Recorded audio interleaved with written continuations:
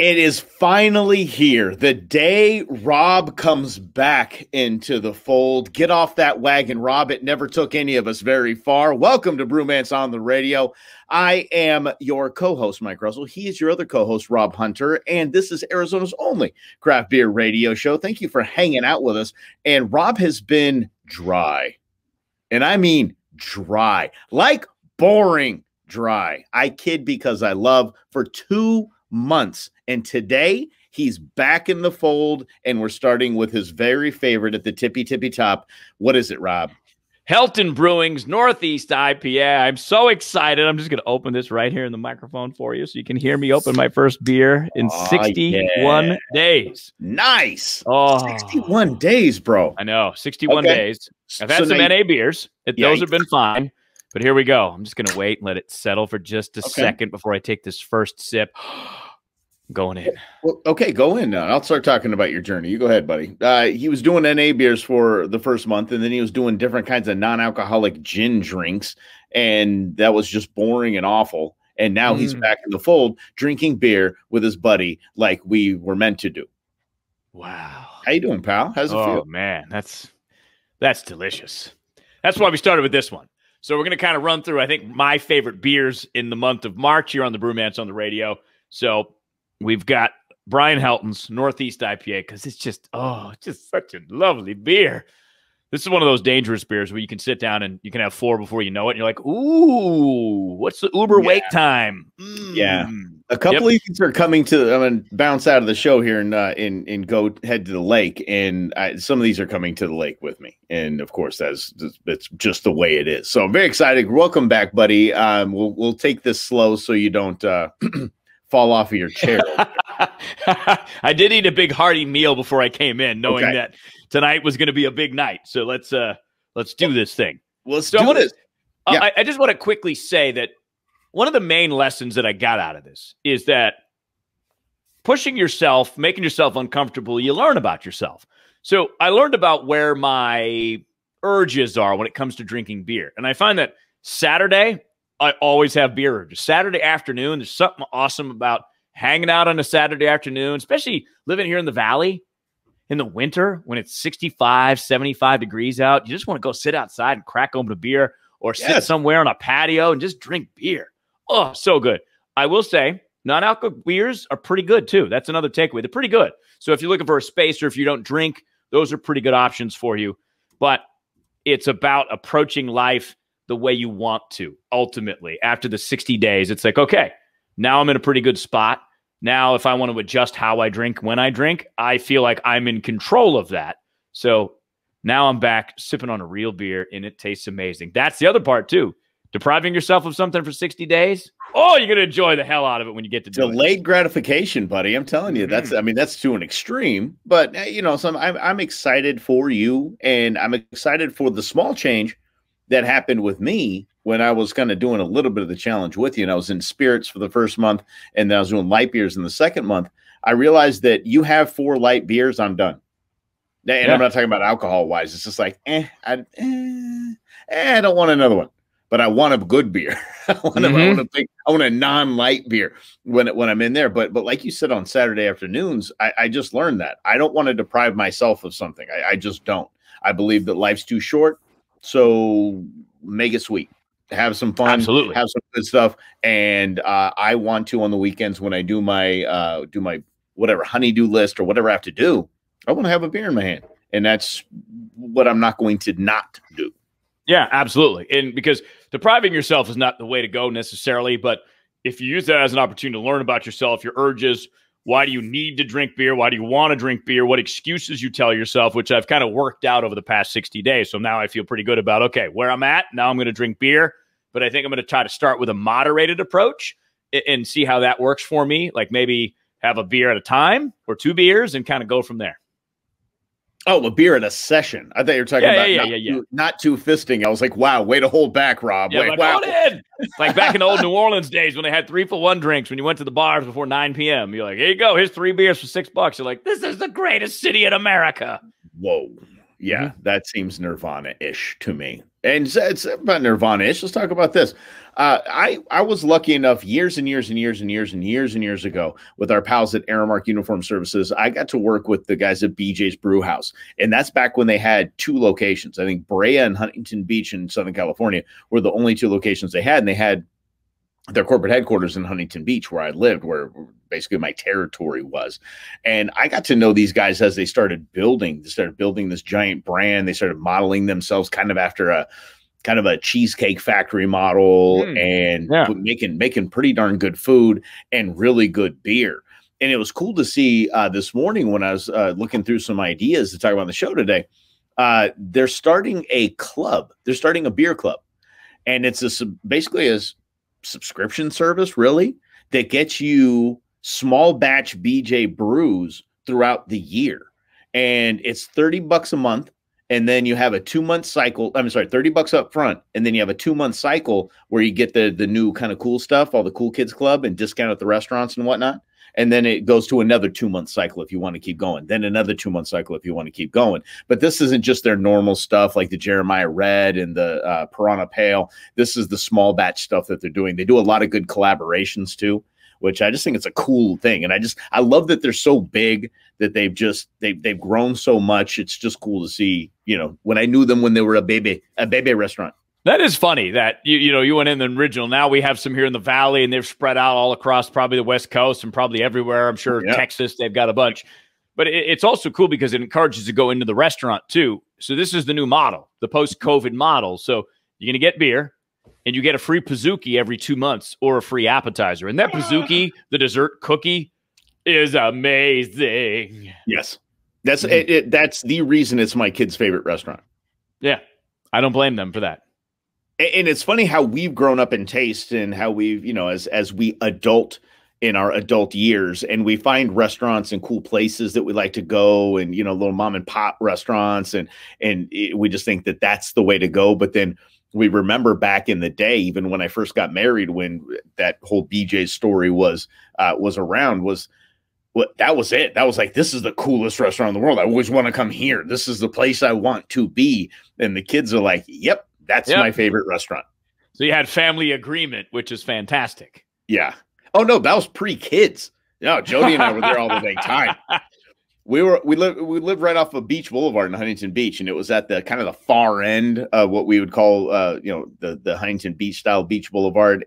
But it was we just cruised up there all the time. It was awesome. And it also goes to remind you too that all of these restaurants that you go to, whether it's BJ's or the Olive Garden or whatever, they all started as one place. Right. All started as a small business. People just had an idea, wanted to do it. And in BJ's case, they were like, let's make some beer, make some kick-ass pizzas, make some cool sandwiches, and let's put a little cookie dough in a pot. We'll heat it up in a skillet, and we'll bring it out to the table, and there you go. You have a restaurant. But it's good because you've got good quality craft beer, good quality food, and it's a fun atmosphere. And now they're offering this subscription service, so anybody can take advantage of it anytime they want. And I think it's only like $30 to get started or something. I was working with the head brewer, the brewmaster of BJ's at the very beginning of it all, and he would not talk to you with your real name. He gave everyone nicknames, even all of the brewers and the employees. They had the name badges they had on their coveralls was a nickname. Do you want to know my nickname? Yes, I do want to know your nickname badly.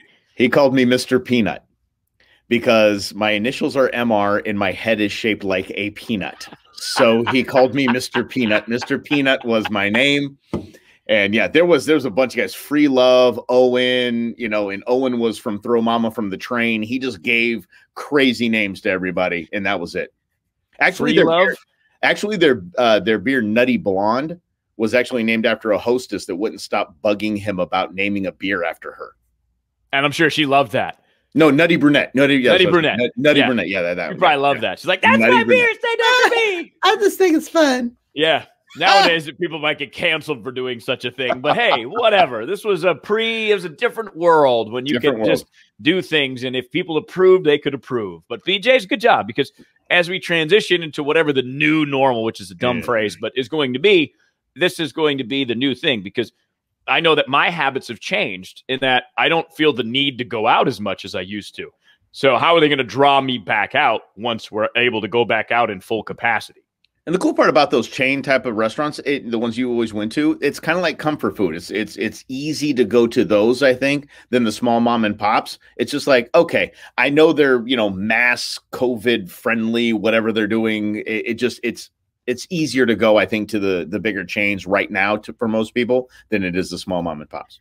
Yep, exactly right. So we'll be keeping an eye on BJ's and how the subscription service goes about and whatever changes they make or others that join in. In a moment, there's a whole crop of new beers coming out we want to tell you about, including a Cadbury Cream Egg beer. That's next on the Brewmance on the radio here on 550 KFYI. Brewers kept themselves busy during COVID, getting experimental with beer types.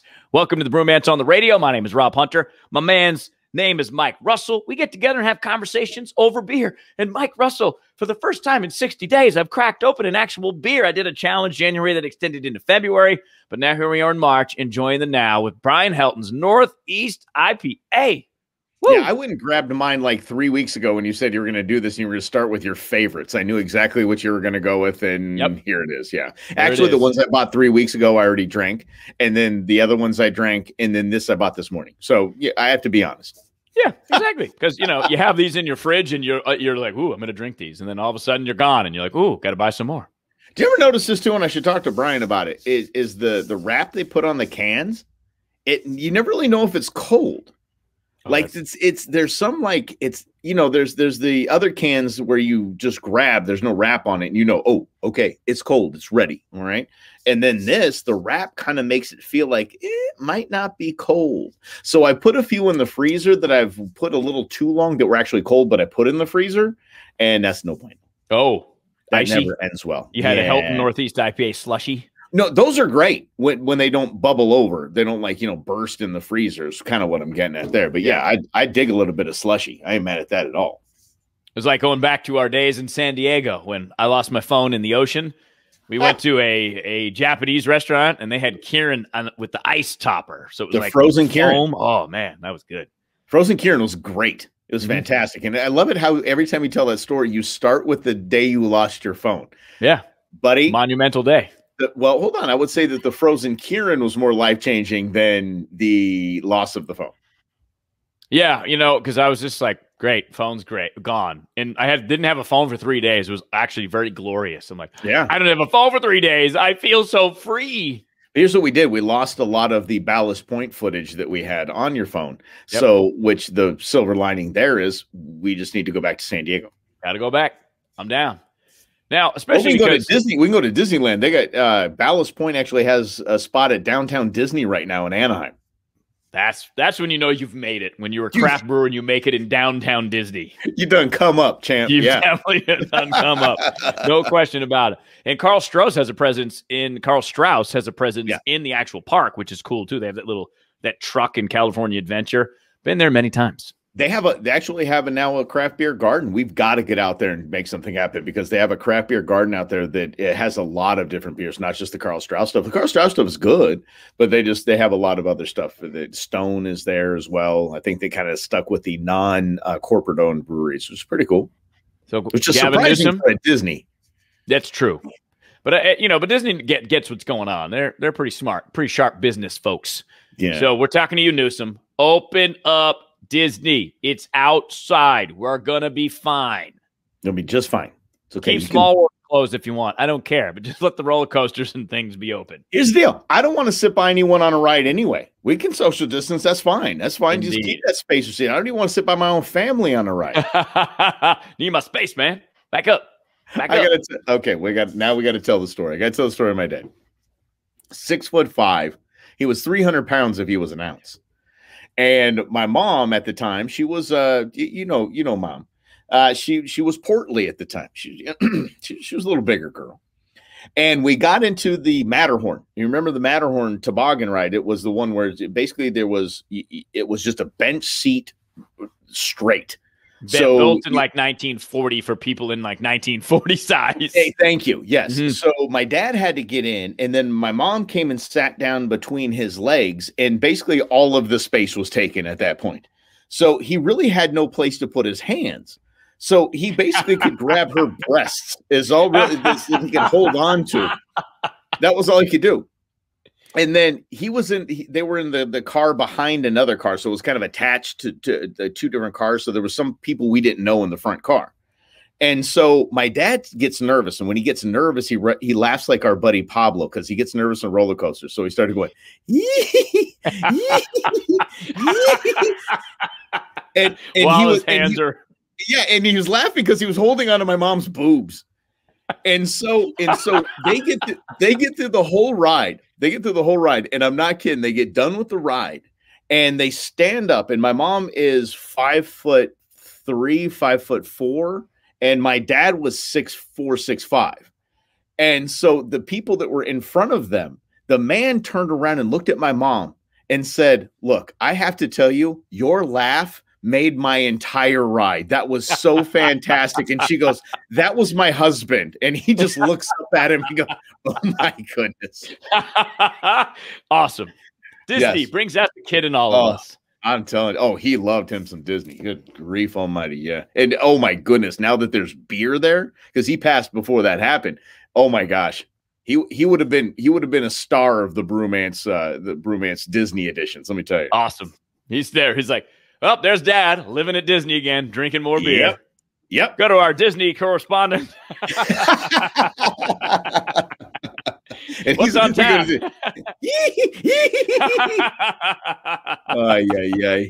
Now, speaking of being a kid, though, Cadbury cream eggs. Remember the commercials? They'd have the bunny that tried out, and you knew it was Easter season when the Cadbury cream egg commercial popped on TV. Yep. And it would be that chocolate filled with that magical Cadbury cream egg, and you could only get it for like a month. So when I was a kid, it was like, "Oh, yeah, it's Cadbury cream egg time." Well, now Goose Island, UK is trying to turn that into a beer. The Cadbury cream egg, I don't know if it's a stout or a porter. I think it's a stout. They're Golden Goo Beer Lee Cream Stout. No. Brewed with cacao nibs, vanilla beans. No.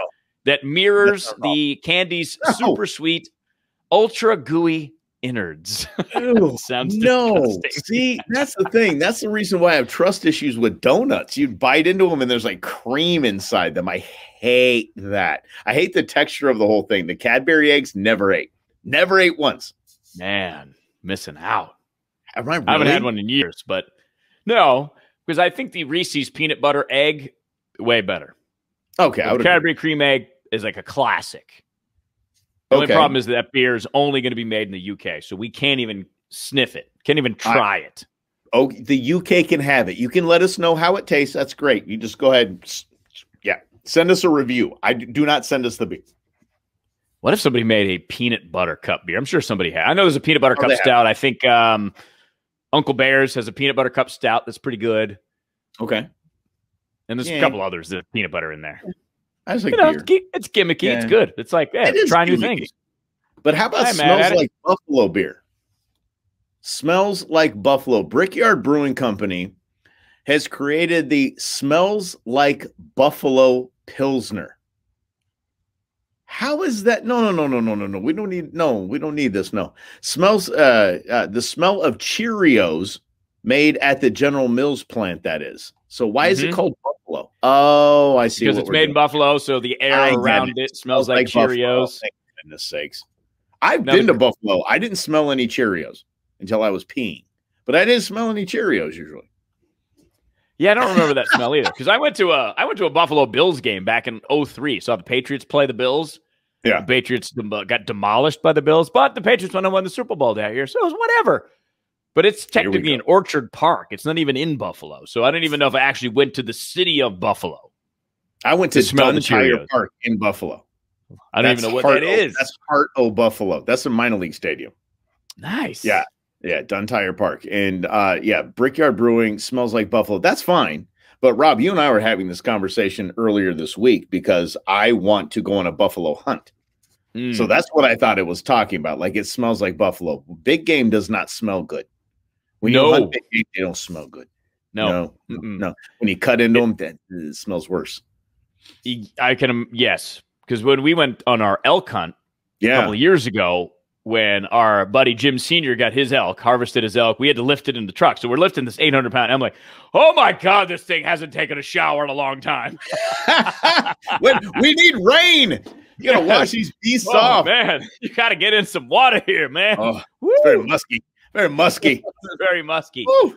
But, you know, Man. ladies, buffalo ladies apparently like that, or elk ladies are like, "What's up? How you doing?" They're like, "How you doing, big boy? Hey." But that's what I thought it was. It smells like, when you say smells like buffalo, I'm like, I immediately thought of New Orleans because I used to live in New Orleans, and if you go to Bourbon Street, it has a unique smell of stale beer, bodily fluids. It's especially in the summer, it's danky. So I'm like, "Ooh, nobody better make a smells like New Orleans beer." Well, Gwyneth Paltrow made a candle that smells like her hoo-hoo. So yeah, I mean, what else is off the table now? Yeah. I got nothing after that. We should probably go to commercial. Nope. Let's do that. Let's do that. We won't even tell you about the Bud Light 99 calorie beer because we need to move on in a moment. Gwyneth Paltrow and her naughty bits. Let's talk about beer prices around the world on the Brewmance on the radio. He's Mike Russell. I'm Rob Hunter. Thanks for hanging out with us here on 550 KFY. Back in a moment. Now, Rob has a limit on what he would pay for a beer. Me, not so much. I take a second on the house to get a good beer. This is the Brewmance, Arizona's only craft beer radio show. Thank you so much for hanging out with us. Each and every week, we gather around a beer of the week, and we're back to that vein. By the way, we took a few weeks off as Rob was doing his growth challenges and not drinking alcohol for 60 days, but we're back, baby, and we're back with a vengeance. What do we got, big guy? Helton's Northeast IPA. The reason why we're starting with this, one of my favorites, this is a top-notch beer. So we're going to do top-notch beers in the month of March because why not? If you're going to get back into drinking after 60 days of not doing it, you want to drink the good stuff. If one of Rob's favorite beers was Ram's Pee, I would drink it because I'm just so happy he's back. And I'm so excited that he's back that I whatever he says, this is his favorites. We're doing it 4 weeks in a row. His favorites will be our beers of the week for sure. We're starting out with Helton Northeast IPA. And it's made right here in Phoenix, Arizona. But what if the Northeast IPA was $12 a pop? Would you buy it? No. It would be like a special treat. It would be a special treat. All right. It'd be like once in a while. Like, okay, maybe twice a year I'd suck it up and I'd spend $12 on a beer. Because we did that with the 120-minute IPA from Dogfish Head. But that's a super special beer. It only comes out like once a year. It's only available in small quantities. Amy and I had to go to, I think the place is closed now. I think it's World of Beer in Tempe on Mill Avenue. Oh, that's right. Because they had a release party. And I forget, because we had different schedules at the time. I think you were at work when I could go because I was working mornings. You were working afternoons. Yeah. So go get the beer. I bought 2 of them. And it was like $25 for the beers. And I'm like, okay, this is a one-time thing. It better be good. Okay, but next week I'm going to be at the Goodyear Stadium for the Dodgers Reds game, and they have our people out there. They have a whole big cart, Saddle Mountain Brewing. So it'll be interesting to see what they're charging. It's funny. My sister Brew, she did say, she was like, I don't care. It's our one spring training game we get to go to. Don't care. I'm spending the money. I'm going to have a good beer and watch the game. So I don't think we're going to have a limit that. I mean, if it's $20, we might look at each other kind of like, okay, fine, go. Oh yeah.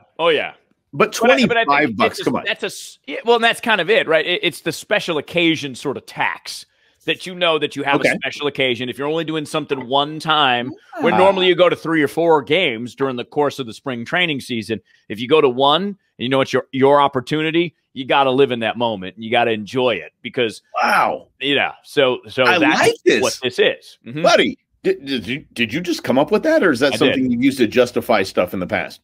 Well, I'd never come up with the phrase before. I came up with the phrase now, but it's kind of how you think about things, right? Special occasion tax. Yeah. I love that. No, I'm being serious. I think that's great. It's not just to justify it to the spouse.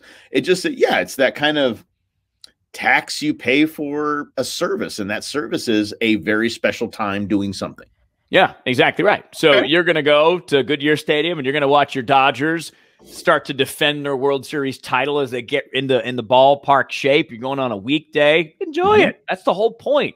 Now, if you were going next week and the week after, you're going to 6 games, I'm like, okay, maybe I don't need to spend $200 on beer. But if you're going one time, you're like, screw it. I got one time to enjoy this. I'm just going to enjoy it, not think about the consequences of the money aspect of it. we're getting to the stadium about 5 o'clock. So, that's why the reason why I said I'm going on a weekday, I take the day off, is we have a 4 to 7 radio show. So once in preemptively, hey buddy, hey, cheers. Thanks for taking care of holding down the fort while I'm gone. But that leaves the whole day for us to do stuff. We can, have good drinks. We can have good food. We can do that. We kind of pregame before we go to the stadium. And that's been the thought in my mind. But then I think, no, I want to go in. I want to have nachos. And I mean the really bad nachos, the disc tortilla chips and the melted Velveeta with the jalapenos. Oh, heck yeah. Yeah. That says baseball to me. And I want to have a beer, maybe a hot dog and another beer and maybe another beer. Maybe. Yeah. So I think, okay, yeah, we could totally do all that stuff before. Come on. Let's do it. It's baseball season. And this is one thing I think that the pandemic taught us is we basically, in some way, shape, or form, all of us have sacrificed a part of our life over the last 365 or so days. So now I just asked myself this question this week, Mike. I said, what if today was my last day? So, for example, it was Tuesday night. After we got off the air, I drove home and I sat down on the couch and I was hanging out with Lady Brewmance. And I was like, what if today was my last day? I'm like, you know what? Chances are it's not going to be. But did I live it to the fullest in this moment? Because I thought we had a very good radio show that day. I felt really good about it. And I felt good about us hanging out with Amy. We're talking about some ideas. And I'm like, if I don't wake up tomorrow, would I be happy with my last day? Okay. And I was like, I would be happy with that Tuesday. Because it's like, I gave it my all. I brought it all and I put it all into the radio show. And we had a good day and we were vibing. And I was like, yeah, I got to hang out with one of my besties. Got to hang out with my wife. I'm like, if it ends today, awesome. I don't want it to. But if you approach every day like that, like I'm enjoying every sip of this beer because I haven't had a beer in 62 days. So every sip, I'm like, oh, I'm just savoring it. So when you're at those moments, those special occasions, savor those moments and just lean into them. Because what if it is the last time you get to do it? Chances are it's not, but pretend as if it is and enjoy all of those moments. You forgot something that you did on Tuesday night. You did it with your wife. I know it sounds like it's getting R-rated, but no, you did it with your wife. And you sent me a picture of it. It's getting even freakier now. Oh, yeah. What did you do on Tuesday that would have made it even better last day? Yes. Well, what did you do? You remember? Had purchased some extra magazines for us. That's right. For our new AR-15 that we bought. So we decided to load them up with some rounds. And Amy did one, and I did one, and it was like cool, like family effort. See? Feels good, right? Mm-hmm. Yeah. All right, good. That's what made that. That's what I thought you were getting at, but you didn't quite go to that. So I thought, all right. But that was part of it. I'm like, it was a good day. So like, if you approach every day with that sort of attitude, chances are it's not going to be. But if you're like, I'm going to pretend that it is, and I'm just going to enjoy this. Hold on a second. So that actually brings something up because I do remember Tuesday. And I remember that night I went home and watched a documentary on the Heaven's Gate cult. That's not a good last day. So it's funny. It is funny that you bring this up because it kind of shows you, well, what are you watching? Like if you're going to watch TV, it might be the last time you ever watch TV. What are you going to watch? And it kind of eliminates that mindless nonsense of just okay, let's just throw something on, and then you get lost in it, and you look up and it's 12:30 in the morning, and you're like, oh my goodness, this is taking hours of my life away. Yeah, I like that. All right. Yeah, it's just just a way to do it and approach it. And for example, if you love your people, like what if it's the last time you get to see them? Enjoy that space, enjoy that moment. And it takes a lot of energy to think about it, but if you do it even 2 days a week, you probably enjoy things a whole lot more. I remember a quote that was just life-changing, and I've tried to kind of come along with that. It's just, like you said, it takes energy. It was, if you had 15 minutes to live and you could make one phone call, who would you call and what are you waiting for? Yeah. I'll never forget it. Mm-hmm. I'd never forget it. Blown me away. Yeah. And it always dawns on you too. So, example, like a friend of mine lost his father, and his father was not an old guy. Just happened, got cancers quick. And you think about those moments, and it makes you think about your parents or your friends or whatever. And it can happen at any moment. It can happen quickly. So if you think about that, not in a morbid sense, but if you approach it like enjoy that second, that moment, And if you're waiting to call, like, for example, my brother, I haven't talked to him on the phone. I'm like, what am I waiting for?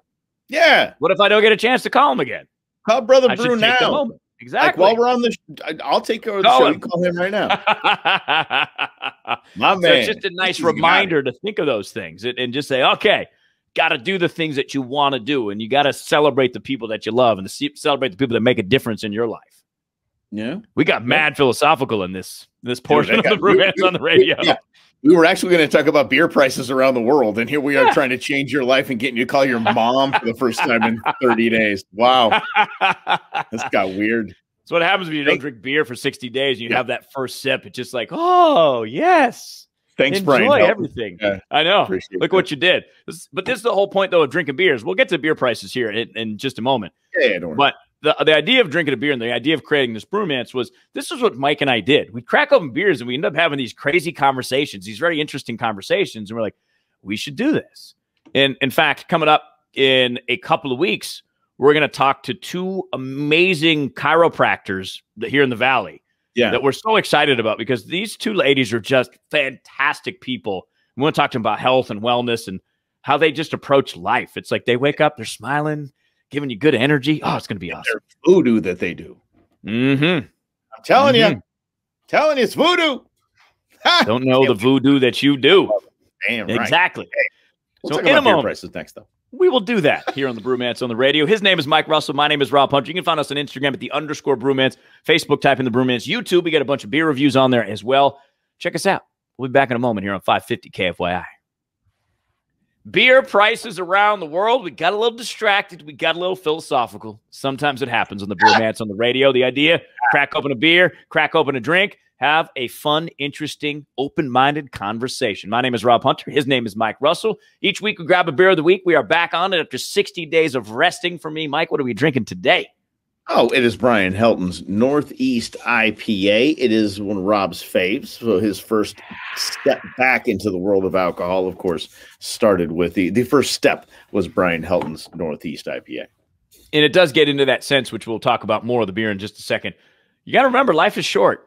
Drink things that you love. Drink things that make you go, ooh, ooh. And try new things, too, because you never know which next beer, which next whiskey, which next vodka is going to make you go, ooh, I like that. But so it depends on how much it costs. Let's be honest. True. That's true. We're talking about that as spring training beers are going to be pretty expensive. But how about around the world? Check this out. This is some pretty cool things. If you look at most of the globe, the big spots around the world, and I'm talking to you, Helsinki. It seems to be I would say a 350 to 425 average. I mean, it's pretty consistent around the world, but there are spots that I want to move to today.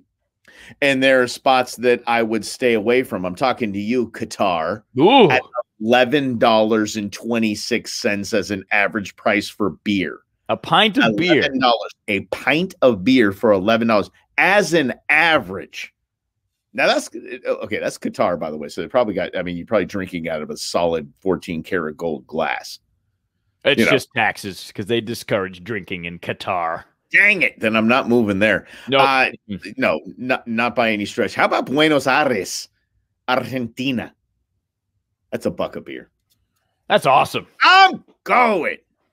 So when I went to not come back. I mean, Brazil's 252. I might not come back. You could just rotate between the countries. If I go to Brazil and there's $2 average beer, I probably won't come home.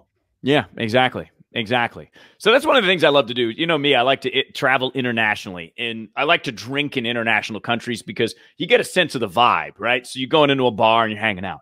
So I was in Prague, the Czech Republic, a few years back, and they said the beer was cheap in Prague. So we're like, all right, let's go drink some beers in Prague. Makes sense. So we go to this bar. There's a section of Prague. I can't remember what the neighborhood is called, but there's like more neighborhood bars than actual houses in the neighborhood. There's like a bar in every corner. It's awesome.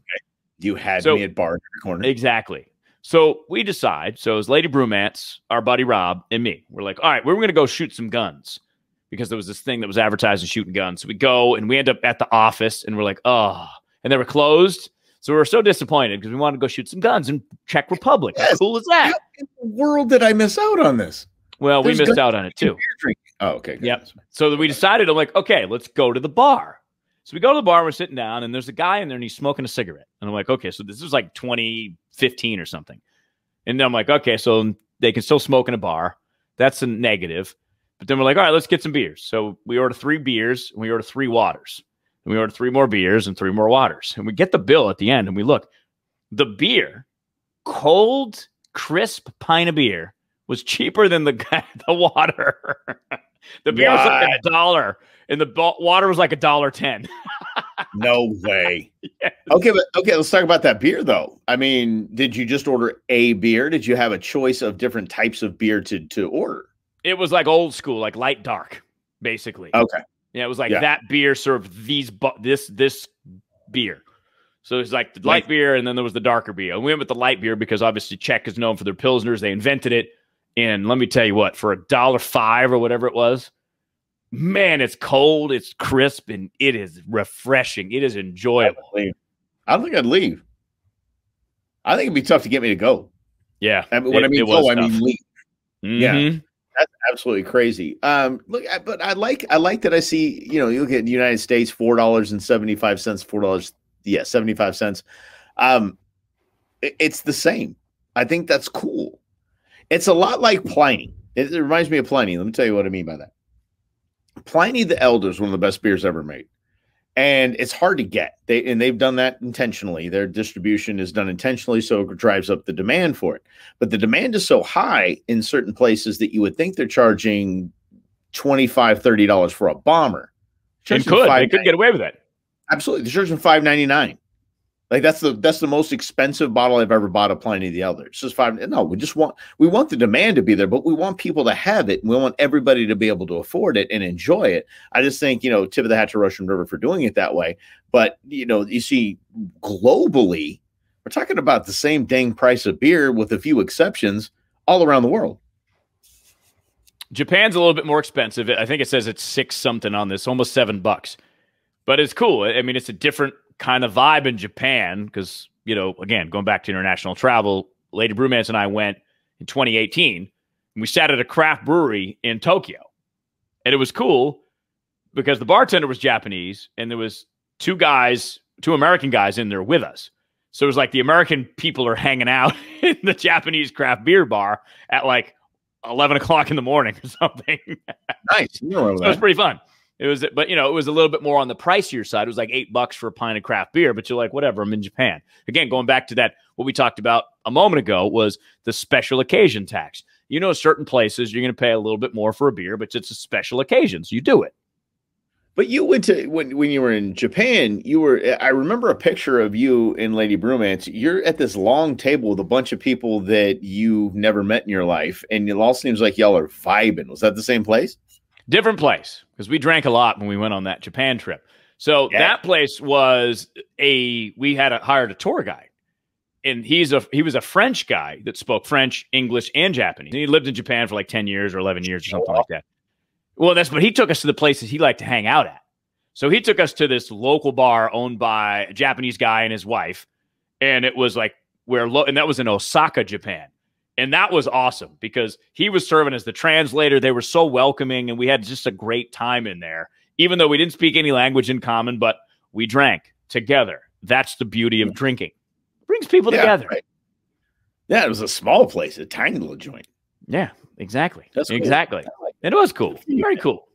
So beer price around the world, drink around the world. We might actually get past our differences and say, you know what? You can be different than I can. We can still have a beer and hang out and get along. We do have a lot more in common than we're told in the news media. We do have a lot more in common. We do like to hang out with each other no matter what. As a matter of fact, I remember this week we were talking about my wife's best friend is a darn near devout socialist. Of course, she lives in $1 million house with luxury cars in California. Like you do when you're a socialist. Yeah. Okay, yeah. Everybody should live like this. It's impossible. But every time we hang out, and I'm decidedly not a socialist, and there's Rob, but we hang out. We have a good time. We have a good conversation. We have good drinks. We hang out and have a lot of laughs. And that's the way reality is. It isn't how you're being spoon-fed by the media that we all hate each other. Yeah, exactly right. But they like to sow those divisions. We like to rip up the seams and bring people together regardless of our political beliefs. And we like to do it over a beer. This week, the Northeast IPA from Helton Brewing right here in Phoenix, Arizona. So, Mike, I'm just going to tell you, why is this one of my favorite beers? I just love it. It just tastes so good. It's balanced. It hits you with the bitterness. It's juicy. It's just so easy to drink. And it's a testament to the drinking culture here in Phoenix, Arizona, how collaborative it is, how Brian Helton has helped so many people, and so many people have helped Brian Helton. And the creation of this beer, I think, represents that, and it's just fantastic. I think it gets a bigger shout out to consistency, as there's been several craft beer staples here in Arizona that have changed over time. And I mean, some for the worse, as if it tastes like they're getting their water from a garden hose. It just changes out of nowhere. Brian Helton has kept this beer consistent for years, and it's been fantastic. And now that you're seeing it on store shelves, it's still consistently good. It's the same flavor. There's no change. There's no variance. He's just a mad scientist like that, and he nails it every time. And that's one of the things we've talked to him several times about, being a brewer that is underappreciated, the try to replicate the recipe so it's the same all the time. Now, obviously, Budweiser has it down, and they've been making the same Budweiser for 100+ years. Helton's been making this beer, I don't know, for 5 years, maybe 6. Depending on if he did it in his garage or whatever. But to keep it consistent is one of the biggest challengers that brewers face, especially craft brewers.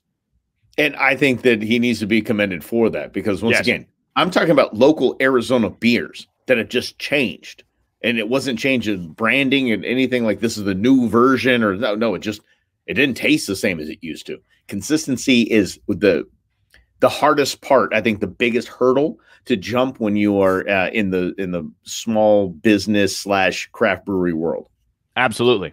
And it's a reminder too that life is a celebration. There are people that work their tail off to make these drinks for us to enjoy, so that we can celebrate the little things, the big things, and everything in between, because we're only on this planet for so long.